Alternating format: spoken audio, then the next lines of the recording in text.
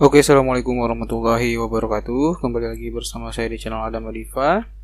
Oke, di video kali ini seperti biasa kita akan melanjutkan pembuatan aplikasi penjualan kita dengan menggunakan kode Igniter.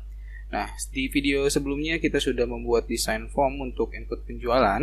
Nah, untuk di video kali ini kita akan membuat validasi untuk formnya ya, dan mungkin ada beberapa tambahan seperti ini. Untuk tanggal transaksinya kita coba tambahkan date figure-nya, kemudian untuk data pelanggan ini nanti ketika diklik muncul model ya, kemudian berapa validasi yang memang harus diisi gitu ya. Jadi ada form-form atau inputan yang memang tidak boleh kosong, itu harus kita validasi terlebih dahulu.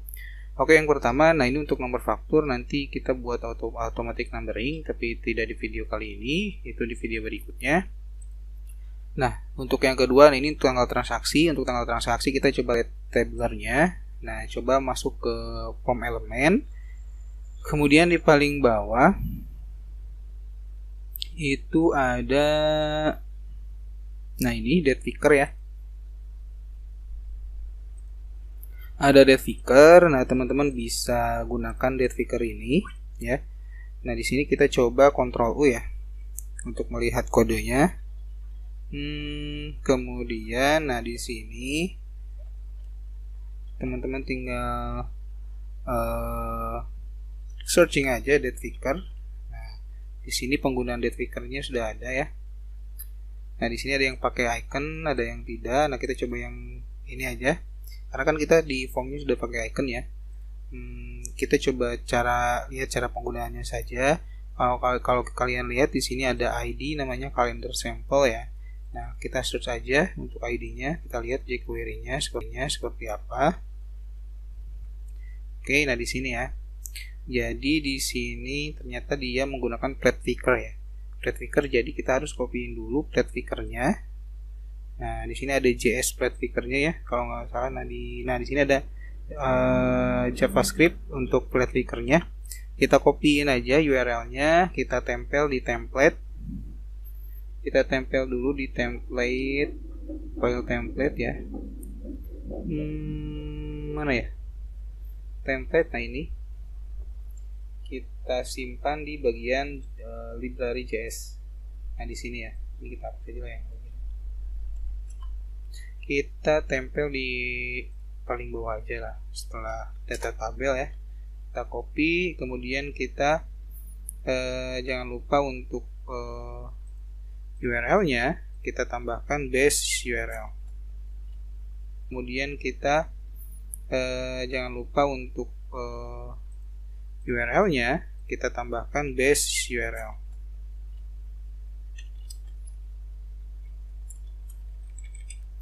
Echo base URL asset. Oke ya. Asset seperti ini. Oke ya, aset. Kemudian untuk JavaScript-nya sudah kita masukkan. Ke langkah selanjutnya itu CSS-nya. CSS-nya kalau kita lihat di kodenya harusnya ada plate figure CSS-nya. Nah, ini ada ya. Kita copy lagi plate figure CSS-nya. Kita copy di bagian CSS filenya. Nah, di sini. Kita copy di paling bawah juga. Kita tambahkan base URL asetnya. Nah, oke. Tadi sudah kita kasih ID ya. Namanya itu ID tanggal transaksi. Nah, sekarang kita tinggal copyin aja bagian JavaScript-nya di kode. Nah, di sini kita buka lagi. Kita buka paling bawah. Tadi kan ID-nya itu kalender sampel ya, kalender simple. Oke. Nah, jadi ini untuk penerapan agar si form tadi atau si ID tanggal transaksi tadi memiliki date figure, ini tinggal copy aja bagian script ininya, script plate figure-nya kita paste di file input penjualan.php di sini.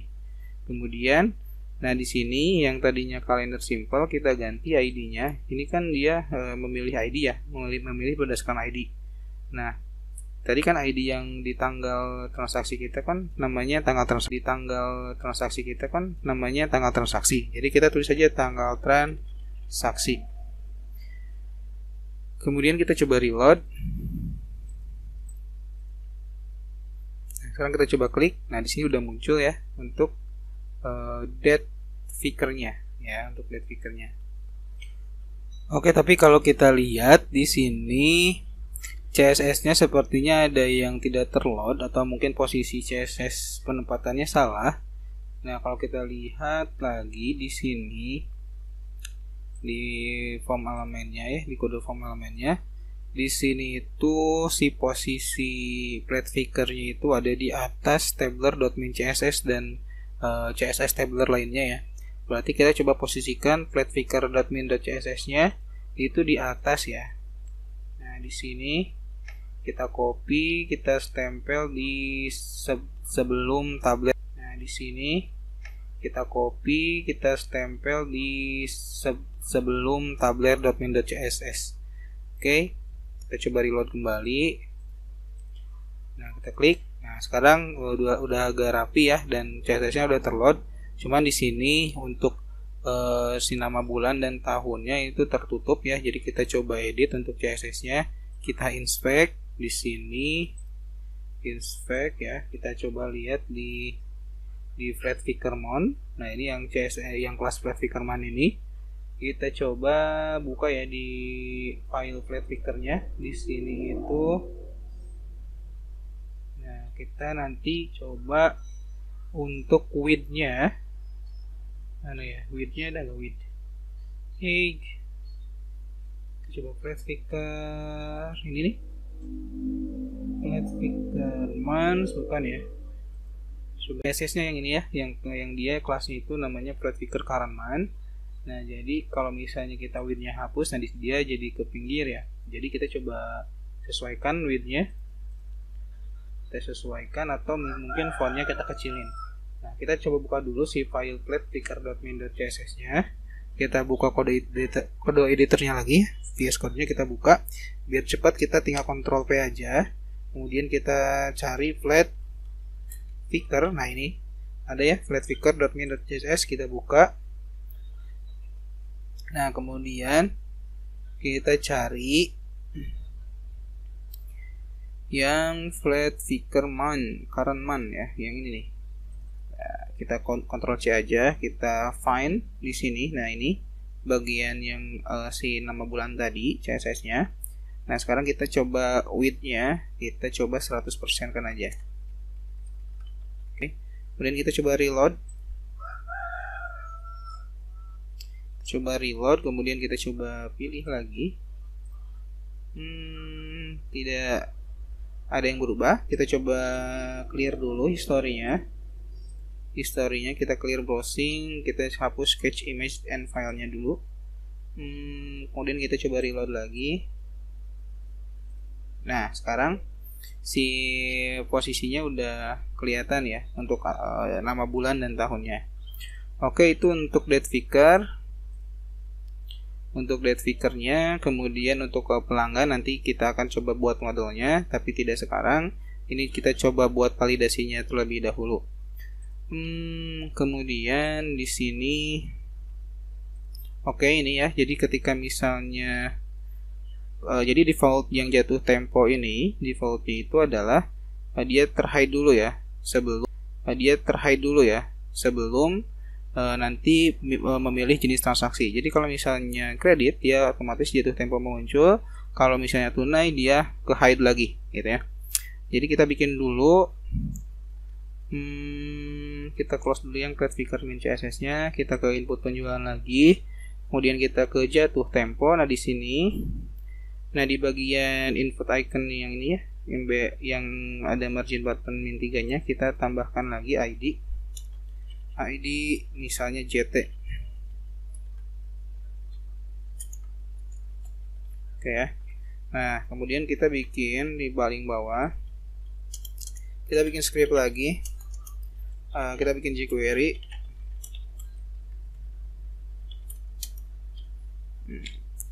Di sini kita bikin sebuah function namanya load jatuh tempo misalnya, load jatuh tempo misalnya ya.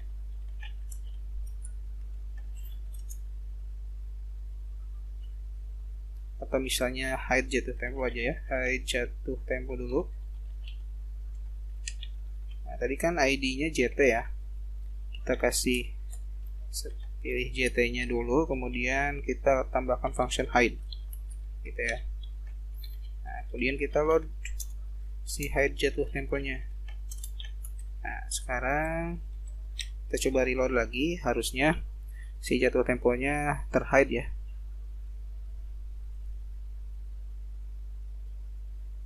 Coba reload. Oke ya, si jatuh temponya sekarang udah hide.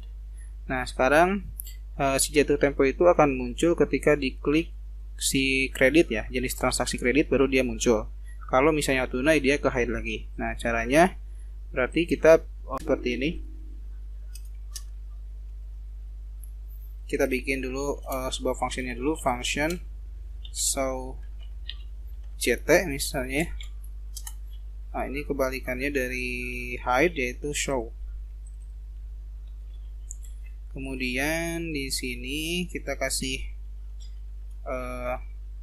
sebuah perintah ketika jenis transaksi .change ya berubah. Nah, maka di sini kita kasih fungsi if kalau kita bikin dulu variabel jenis transaksi. Variabel jenis transaksi sama dengan this.file ya. This.file, jadi dia mengambil value dari jenis transaksi.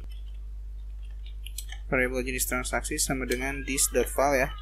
This.file, jadi dia mengambil value dari jenis transaksi. Kemudian kita kasih if jenis transaksinya sama dengan kredit, maka kita tampilkan si jatuh temponya. Berarti kita tuliskan perintah show JT. Oke. Setelah itu else, kalau misalnya bukan kredit, maka dia harus di hide lagi ya, hide jatuh tempo. Oke. Sekarang kita coba lagi. Nah, ini asalnya kan dia terhide ya.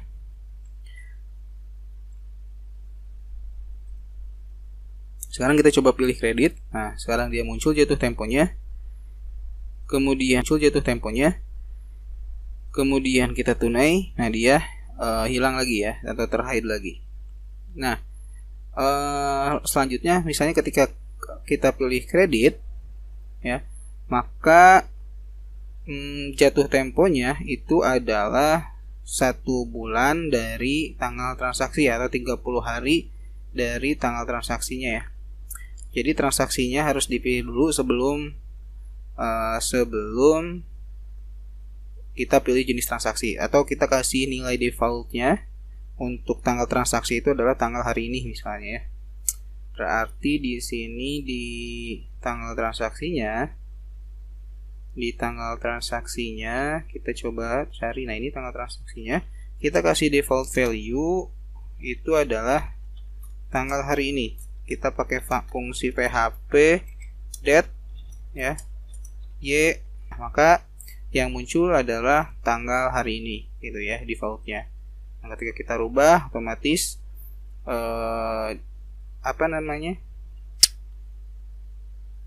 otomatis tanggalnya pun berubah gitu ya. Nah, sekarang yang jadi pertanyaan adalah kita pengen ketika kita klik kredit, maka si jatuh tempo ini default value-nya itu adalah 1 bulan atau 30 hari dari tanggal transaksi. Nah, caranya bagaimana?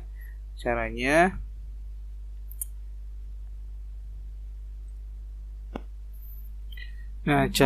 kita buka lagi ya si VS Code-nya, kita ke info tunjukan.php. Kemudian di sini kita bikin sebuah function, misalnya get jatuh tempo misalnya ya. Kita kasih function di sini function, misalnya get jatuh tempo misalnya ya. Kita kasih function di sini, function get jatuh tempo misalnya ya. Kemudian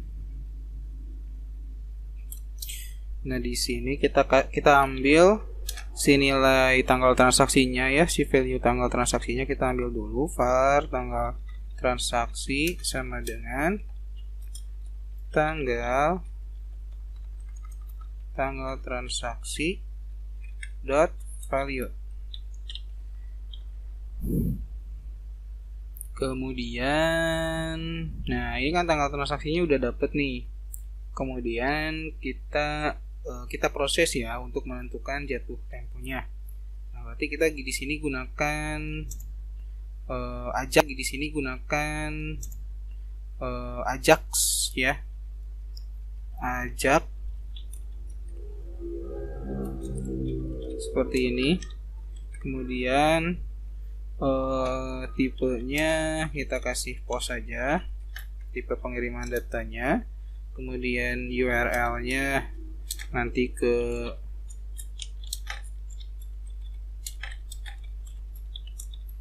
penjualan ya, ke penjualan. Nanti di penjualan kita di controller penjualan nanti kita bikin metode yang namanya get jatuh tempo gitu ya. Kemudian data yang dikirimkannya itu adalah ya, kita kasih di sini data yang dikirimkan itu adalah si tanggal transaksi ya. Kemudian nah ini ketika si Ajax ini berhasil mengakses URL-nya, kemudian dia mendapatkan sebuah value. Nah, di sini kita tulis success function-nya ya. Kita kasih function respond. Kemudian nanti si value jatuh temponya itu akan diisi dengan si respon dari si get jatuh tempo yang nanti value-nya akan kita dapatkan di metode get jatuh tempo di controller penjualan. Oke, jadi kita kasih di sini jatuh tempo dot file sama dengan respon. Oke ya. Nah, langkah selanjutnya kita bikin dulu metode get jatuh temponya di controller penjualan. Kita bikin dulu ya. Function get jatuh tempo. Nah di beberapa hari pun dari tanggal yang sudah kita tentukan. Untuk kodenya bisa teman-teman cek di itu ya, di file bahan yang sudah saya sertakan. Nah, di sini ada file namanya penentukan jatuh tempo. Nah, kemudian kita copy aja perintah yang ada di sini ya. Kita copy paste di function get jatuh temponya ya. Nah, di sini tanggal transaksinya otomatis dia ngambil dari tanggal transaksi yang tadi dikirimkan lewat Ajax ya di sini. Nah, dia akan mengirimkan sebuah data, parameternya tanggal transaksi, isinya itu tanggal transaksi. Tanggal transaksi itu diambil dari value yang ada di form tadi ya, yang tadi di inputan tanggal transaksinya. Kemudian si tanggal transaksi itu dikirimkan ke si metode get jatuh tempo yang ada di controller penjualan. Nah, di sini tipenya post, maka di sini untuk menangkap datanya dia juga post, maka di sini untuk menangkap datanya dia juga menggunakan this input post. Nah, kemudian di sini si variabel jatuh tempo itu dia menghitung 1 bulan dari tanggal transaksinya ya. Kemudian dia menampilkan di sini di echo jatuh temponya. Nah, kita coba ya, kita reload. Nah, sekarang kita coba di sini kan posisinya 6 Desember 2020 ketika kita pilih kredit. Nah, di sini di jatuh temponya otomatis dia 6 Januari 2021 ya, artinya 30 hari dari tanggal transaksi ini. Nah, sekarang kita mau misalnya ketika kita rubah si tanggal transaksinya ya, misalnya jadi tanggal 7, otomatis si jatuh temponya pun harus berubah kan? Nah, kita tambahkan perintah di input penjualan. Di sini kita tambahkan, jadi ketika si tanggal transaksinya berubah, nah di sini kan ketika tanggal transaksinya berubah, nah di sini kan ketika tanggal transaksi tanggal transaksi dirubah, nah maka yang terjadi apa? Yang terjadi itu adalah hitung lagi, kita dapatkan lagi si get jatuh temponya. Nah, otomatis ketika kita reload, kita coba lagi. Ini kan tanggal 6, kita pilih kredit. Nah, ini kan tanggal 6 Januari 2021. Kalau misalnya kita rubah jadi tanggal 10, nah otomatis si jatuh temponya pun akan ikut berubah. Dan jatuh tempo ini nggak boleh diedit ya. Jadi kita kasih read only untuk jatuh temponya. Kita kasih read only untuk jatuh temponya ya. Mana ya jatuh tempo? Nah ini kita kasih read only aja. Oke. Nah, kita reload, kita coba lagi. Nah sekarang kita coba tampilkan si nama kasirnya ya, nama kasirnya. Nah sebelumnya ketika kita login kan kemarin di controller AUTH ya. Ketika kita melakukan login, maka di sini kita mendaftarkan beberapa data ke dalam session ya. Ada ID user, ada nama lengkap ya. Nah, kita tinggal panggil aja di sini. Nah, misalnya di ID user nih, value-nya kita tambahkan echo this session user data ID user ya. Nah, kalau misalnya kita ganti ini ya, hiddennya kita ganti jadi teks supaya tampil dulu ya. Apakah si ID usernya bisa kita tangkap atau sudah tampil atau belum? Kita reload. Nah, di sini kan udah ada ya user 001. Itu untuk ID usernya ya. Nah, sekarang kita hidden. Nah, di sini kan udah ada ya user 001. Itu untuk ID usernya ya. Nah, sekarang kita hidden dulu. Jadi kita nggak perlu menampilkan si ID usernya. Yang kita perlu adalah si username-nya aja. Nah, di sini kita copy paste saja yang value ID user, kita ganti yang ID usernya ke jadi nama lengkap ya. Oke. Kita reload. Oke ya. Nah, sekarang dia muncul jadi Adam Abdia untuk kasirnya. Atau misalnya kita juga pengen nampilin di sini karena si data ini hanya untuk sebagai pemberitahuan saja bahwa si kasir itu namanya, bahwa kasir yang aktif itu siapa. Nah, jadi kita bisa nambahkan juga di sini misalnya ID usernya juga. Ya. Di sini kita tambahkan aja. Kita copy, kita kasih titik, copy, kita kasih titik, strip kayak gini supaya ada pemisah. Oke. Kita kasih space. Oke ya. Nah, karena yang nantinya masuk ke tabel itu kan si ID usernya doang yang kita hidden gitu ya. Nah, kalau yang si form ini yang ditampilkan itu hanya sebagai pemberitahuan bahwa si user yang aktif itu adalah Adam Abdia gitu. Nah, otomatis di sini udah muncul si ID user dan si nama usernya atau nama lengkap dari usernya. Nah, ini juga nggak boleh dihapus kayak gini ya, nggak bisa diedit, harusnya nggak bisa diedit kayak gitu. Jadi kita kasih read only juga. Oke, kalau sudah kita reload lagi, dan sekarang ini nggak bisa diedit ya. Nah, sekarang ini udah ketahuan nih kasirnya siapa. Oke. Nah, sekarang kita coba validasi lagi, misalnya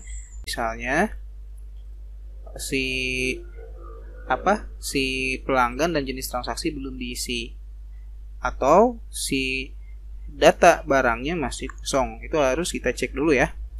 Nah, nanti notifikasinya atau alertnya kita gunakan Swift Alert ya. Kita gunakan Swift Alert. Jadi kita coba tambahkan dulu Swift Alertnya ke dalam aplikasi kita. Nah, caranya kita cari aja di Google. Kita search aja Swift Alert ya. Nah, di sini ada swiftAlert.github.io ataupun bisa juga di sini ada Swift Alert Guides-nya. Ya. Kita coba yang atas, yang paling atas ya. Nah, kita coba yang paling atas di sini. Nah, yang ini kan alert biasa kayak gini nih. Kalau misalnya pakai Sweet Alert, dia tampilnya kayak gini gitu. Jadi lebih interaktif dan lebih bagus juga ya desainnya. Nah, di sini ada installation-nya. Nah, untuk installation-nya kita bisa menggunakan CDN atau misalnya kita download dulu ya. Nah, tapi di sini ada nggak ya untuk download and install? Ini pakai npm installnya atau dari CDN. Tapi kita lihat dulu ya. Untuk CSS-nya kita ambil dari mana coba? Atau biar gampang kita coba back dulu ya. Nah, di sini kita coba yang sweetalert.js. Atau biar gampang kita coba back dulu ya. Nah, di sini kita coba yang sweetalert.js.org. Nah, di sini lebih mudah ya. Di sini untuk configuration-nya coba kita coba configuration-nya nggak ada ya. Kita coba ke dokumentasi lagi. Mana ya? Ada. Ini coba guide. Iya di sini. Jadi kita bisa menggunakan ini ya. Nah, kita tinggal copy aja. Asalkan kita connect ke internet ya. Kita gunakan CDN aja biar cepat. Copy. Kita tempel di template. Nah, kita copy paste di bagian library JS-nya di bawah plate picker. Kita coba copy paste. Kemudian di sini ada CSS-nya enggak ya? Harusnya ada CSS-nya yang kita masukkan. Coba ini installation CDN. Nah, kita coba untuk menampilkan swal hello world dulu ya.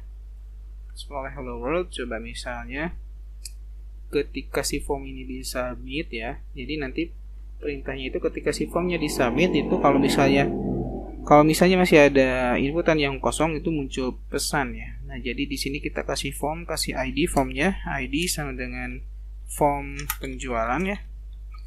Kemudian di sini metodenya kita kasih post aja. Oke. Sekarang kita bikin untuk validasinya. Jadi ceritanya itu ketika si form penjualan disubmit, nah, oke. Coba kita munculkan dulu alert ya supaya tidak jalan. Kita coba reload. Di sini jatuh temponya muncul ya, berarti ada yang error untuk jQuery-nya. Kita console unexpected token. Berarti di sini kurang ya. Oke, ini kurang. Bukan di sini. Maaf ya. Tapi harusnya ini di sini. Nah, kayak gini. Ya. Ini kita copy paste di sini. Jadi ketika masih salah lagi, return false. Oke, kita coba ulangi lagi ya. Ada yang salah.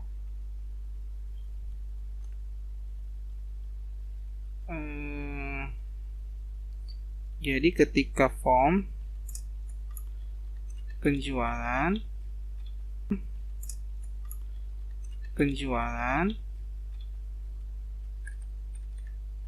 dot submit function, nah kayak gini harusnya ya. Nah, baru dimunculkan alert test, coba ya, muncul nggak alert. Kemudian di sini kita kasih return false. Kita coba reload. Oke, errornya udah hilang. Sekarang kita coba klik simpan. Nah, di sini muncul ya alertnya. Nah, sekarang kita coba ganti jadi pakai swal. Oke. Kita coba klik. Nah, udah jalan ya. Untuk sweet alertnya udah jalan. Sekarang kita coba membuat validasinya. Jadi di sini kita coba misalnya var no factor sama dengan no factor sama dengan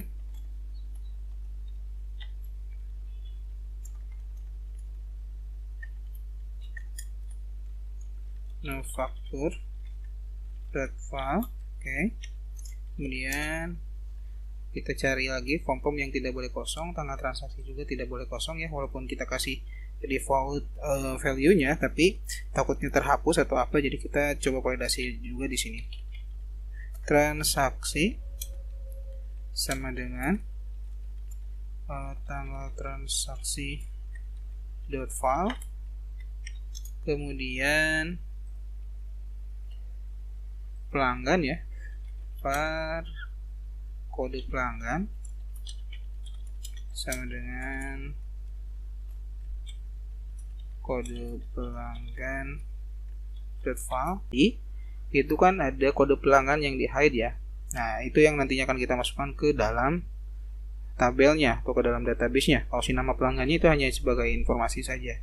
Mana ya? Di sini. Nah, ini ya, ada kode pelanggan dan nama pelanggan. Yang masuk ke dalam database itu ada si kode pelanggan yang di hide ini. Oke, kemudian jenis transaksi ya, jenis transaksi sama dengan jenis transaksi .file. Oke. Terus apa lagi? Udah ya, itu aja. Kemudian nanti kita bakal ngecek kalau misalnya data barangnya masih kosong itu jangan dulu bisa diinput ya. Tapi nanti kita coba untuk membuat validasi yang pembagian atasnya dulu. Kita coba pakai if nofact bikin while misalnya nomor faktur harus diisi. Oke. Kita coba reload. Kita kasih return false ya, jangan lupa. Artinya nanti si submitnya dinonaktifkan, return false. Oke. Kita reload. Kemudian kita coba klik simpan. Nah, di sini nomor faktur harus diisi ya. Nah, supaya lebih menarik lagi si tampilan suite alert-nya, kita coba lihat dokumentasinya. Nah, di sini seperti ini ya. Di sini ada error sukses dan info. Kalau error sukses seperti ini, kalau misalnya error, nah nanti kita coba ini yang ini aja ya. Kita coba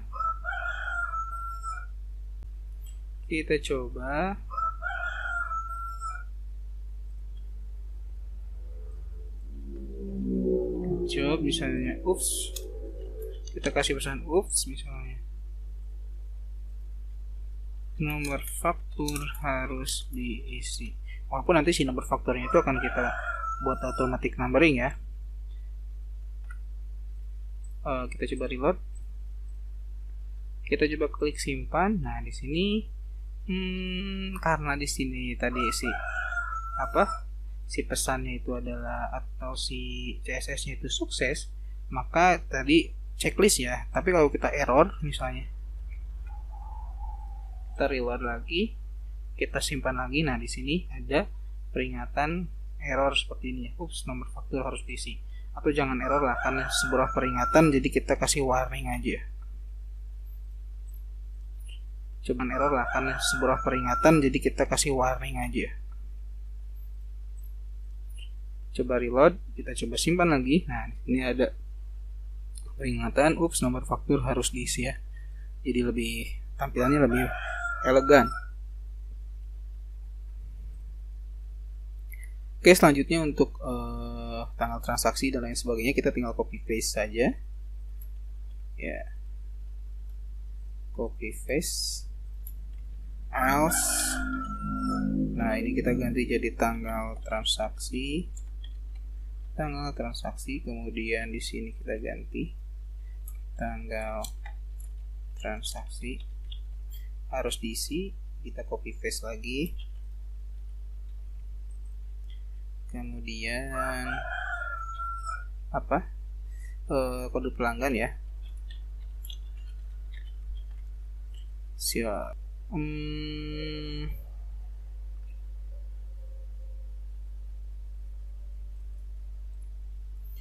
jenis transaksinya. Kalau misalnya masih kosong berarti di sini jenis transaksi harus diisi. Oke, kalau misalnya semuanya terisi, kita return true. Artinya submitnya dijalankan. Kita reload. Nah, sekarang kita coba nomor fakturnya kan kosong. Nah, otomatis nomor faktur harus diisi. Kalau misalnya sudah diisi, karena si tanggalnya sudah terisi, berarti dia harus lompat ke si pelanggan ya. Tapi jenis transaksi harus diisi ya. Bentar. Si pelanggannya tidak terdetek. Kode pelanggan.file. Ini kode pelanggan sama dengan kosong. Kode pelanggan coba ya, kita bisa cari si kode pelanggan ID-nya. Harusnya sih di sini ada ya. Kode pelanggan.file. Kita bisa cari si kode pelanggan ID-nya. Harusnya sih di sini ada ya. Kode pelanggan.file. Else if kode pelanggan sama dengan kosong, pelanggan harus diisi. Ininya pun udah ya, kode pelanggan.file. Yang salah di mana ya?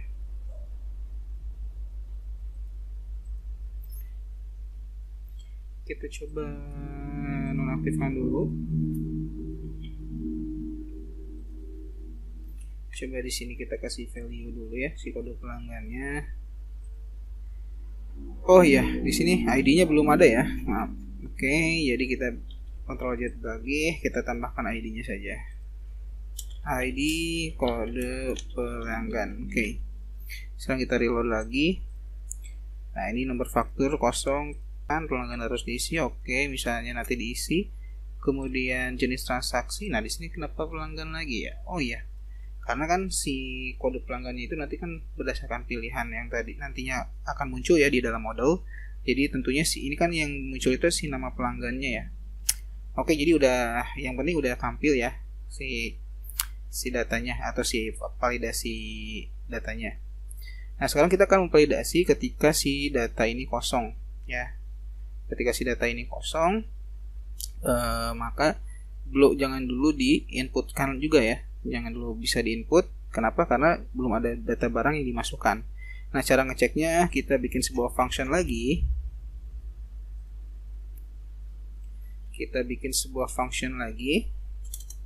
Namanya function check barang. Nah, cek barang ya. Dan di sini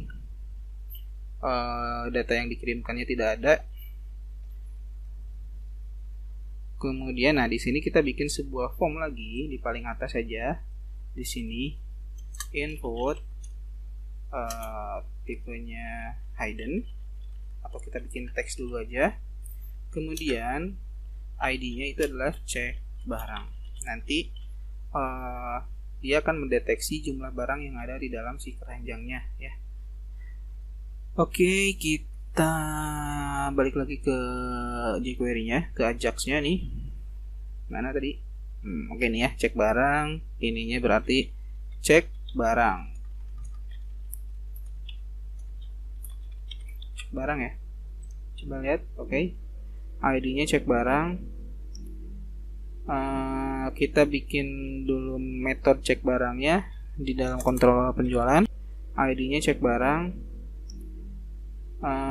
Kita bikin dulu metode cek barangnya di dalam kontrol penjualan, function cek barang.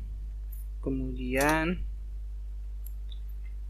di sini kita coba mendetek ke tabel temporary detail penjualannya, apakah sudah ada barang atau belum gitu ya.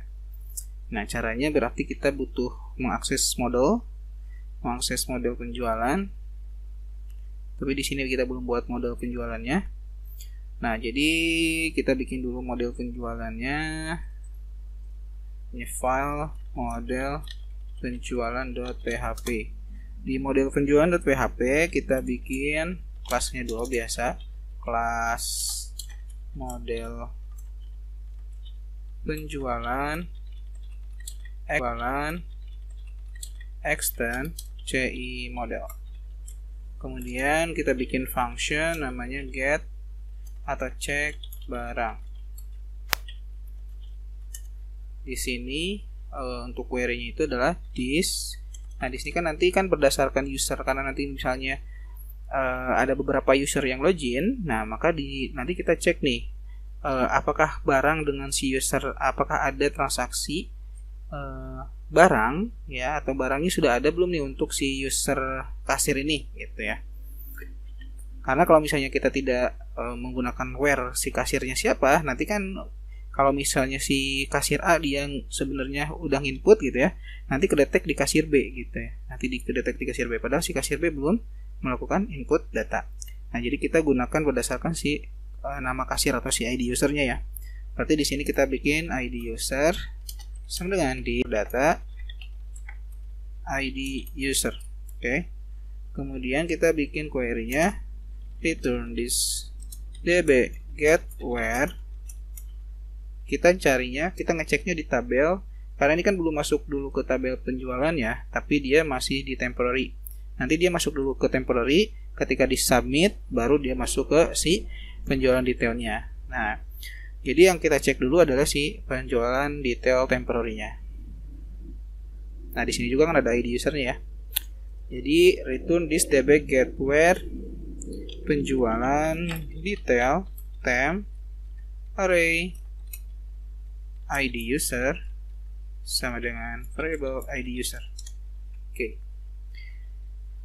Nah, yang kita cek adalah jumlah datanya ya. Berarti kalau misalnya jumlah datanya ada, maka dia bisa langsung menyimpan data. Tapi kalau misalnya jumlah datanya masih kosong, berarti dia nggak boleh nyimpan. Tinggal panggil misalnya jumlah data,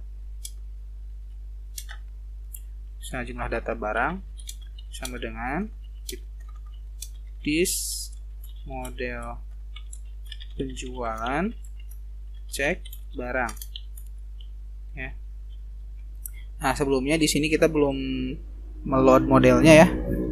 Jadi kita bikin dulu konstruktor function construct parent construct. Ini di sini kita load this load model. Nama modelnya itu adalah model penjualan. Oke.